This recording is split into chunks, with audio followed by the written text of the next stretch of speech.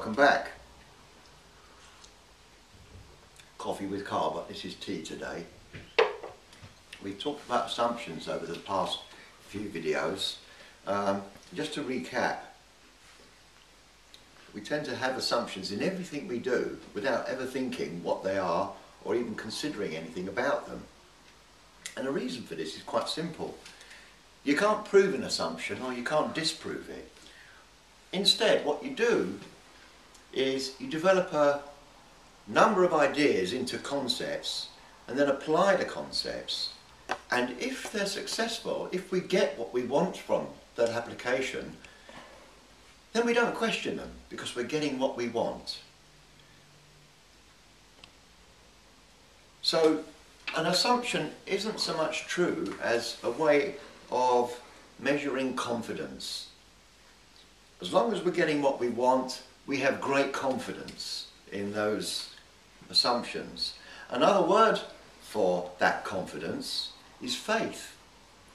Now, that's an interesting thing because we tend to associate the word faith with religion. We don't tend to associate it with anything to do what we might call the scientific way of looking at things. And yet, if all the concepts of science themselves are drawn from assumptions, then it shows why it's imperative to question assumptions in order to make sure that the system we build from it remains healthy. And if we don't question those assumptions, it can become unhealthy and we wouldn't even know it. And that was our starting point when we spoke about those philosophers a little while back. Now that might appear as if to say philosophy is about questioning assumptions, as if it was a separate thing. Well, it is and it isn't.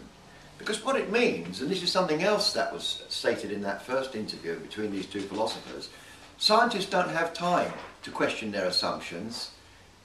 Their job is to use the concepts from which are derived from those assumptions and to make things. You know, it's all about quantification. So,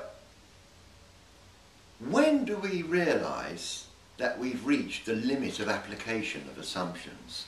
Now, that might sound pretty theoretical, but there is an interesting way of thinking about that, which is quite realistic. It's more than metaphor. And I'm sitting here playing a game of patience. And what I do is I deal out a hand as if I'm playing poker. And I just dealt myself 2 aces. Now this is Texas Hold'em. Now 2 aces before the flop is a pretty strong hand. And it gives you great confidence. You assume that you've got the strongest hand. And generally speaking, many times it will be the strongest hand. But you don't know until the other cards have gone down. 3 cards go down. There's no aces in them, but they're a mixed bunch, so 2 aces still looks good. But now someone else might have 3 of a kind, but you don't know.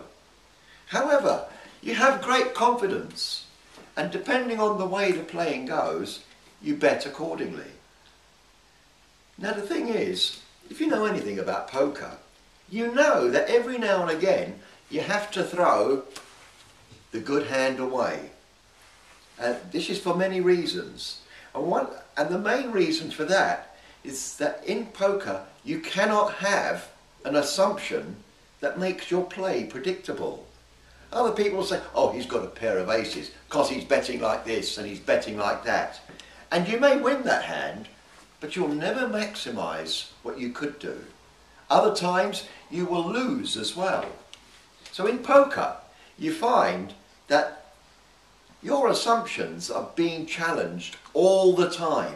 There's never a point when that's not happening. Now, in the real world, if you went fishing for your dinner and day after day you were coming back with no fish, at that point you might start thinking, what am I doing wrong? And you might change the way you do things. Or there may be no fish in the river. Anyway, the fact that you're not getting what you want from the way you do things will make you question the assumptions that you're beginning with. Now, the problem is that while this is true of something like fishing, this is true of something like playing poker, it just isn't true of science. Now, I said a little while back that we'd be looking at the theory of relativity. Now, that might sound like a mouthful. You know, very difficult theory, very complex. But if you break it down to something very simple, is it possible to look at it from the point of view of the assumptions from which it begins and to look at it slightly differently? Now, it's important that this is done because at the moment nobody is questioning those assumptions in a way that can lead to something new, or even to see if its horizons can be broadened, because that's the point in the end. It's not that something is wrong or right. Is the vision restrictive or expansive? And that's something we'll be looking at next time. So, tea break over.